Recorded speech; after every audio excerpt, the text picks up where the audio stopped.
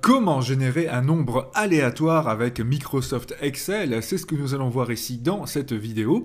Nous verrons donc l'utilisation des formules aléa et aléa entre bornes. Cela nous permet notamment d'effectuer des tirages au sort avec Excel ou pourquoi pas aussi tester des formules grâce à différents nombres pour voir si les formules fonctionnent bien. Alors précision, nous allons voir ici les principes de base d'aléa et d'aléa entre bornes. Par exemple, je désire ici générer un nombre entier, donc pas un nombre avec virgule, mais bien un nombre entier. Alors, je vous conseille d'utiliser la formule aléa entre bornes. Alors, commençons la formule avec égal, aléa. Vous voyez qu'il nous propose les deux, aléa et aléa entre bornes. Je vais choisir le deuxième cette fois-ci, puisque je veux un nombre entier. Et là, vous voyez que dans l'infobulle, il nous propose de mettre un nombre minimum, point virgule, un nombre maximum. Alors si par exemple ici, je désire générer un nombre entre 30 et 60, eh bien je mets 30, point virgule, 60, je ferme la parenthèse et j'appuie sur Enter. Et il me génère automatiquement un nombre au hasard. Alors, comment changer ce nombre? Eh bien, le plus simple, c'est d'appuyer sur la touche F9 du clavier et à chaque fois, vous allez voir qu'il va générer un autre nombre qui est bien compris entre 30 et 60 comme vous pouvez le voir à chaque fois. Très bien. Alors, si par contre je désire maintenant générer un nombre à virgule, par exemple ici entre 0 et 20, alors je vais mettre égal aléa, là c'est la formule la plus courte.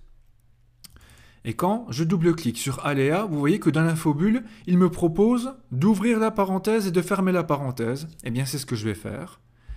Et ensuite, puisque je veux générer un nombre à virgule entre 0 et 20, eh bien, cette fois-ci, je vais faire fois 20. Donc, le fois, la multiplication d'Excel, c'est grâce à l'astérisque, l'étoile si vous préférez, fois 20. J'appuie sur Enter. Et là, vous voyez, il me propose un nombre à virgule compris entre 0 et 20. J'appuie sur la touche F9 pour les changer.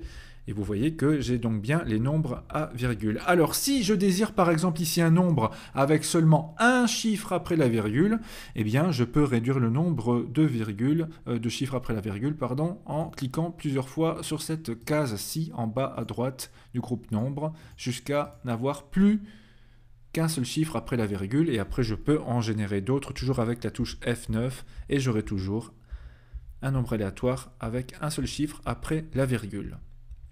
Alors, comme je vous ai dit, ici c'est le principe de base. Dans d'autres vidéos, j'aurai l'occasion d'expliquer comment générer des nombres à virgule, mais pas en partant de 0, en partant par exemple de 30 jusqu'à 60. Mais ici, c'est vraiment le principe de base. Un nombre entier aléa entre bornes, entre parenthèses, le nombre minimal, point virgule, le nombre maximal, on ferme la parenthèse. Un nombre à virgule, en partant par exemple de 0, eh bien, égal aléa, on ouvre une parenthèse qu'on referme directement et on multiplie par le nombre maximal. D'accord? Si par exemple ici j'avais mis fois 200 plutôt, et vous voyez que là ça génère toujours des nombres entre 0 et 200. Voilà, voilà, voilà. Voilà pour les principes de base des nombres aléatoires. Il y a déjà de quoi s'amuser avec cela. Merci, à très bientôt.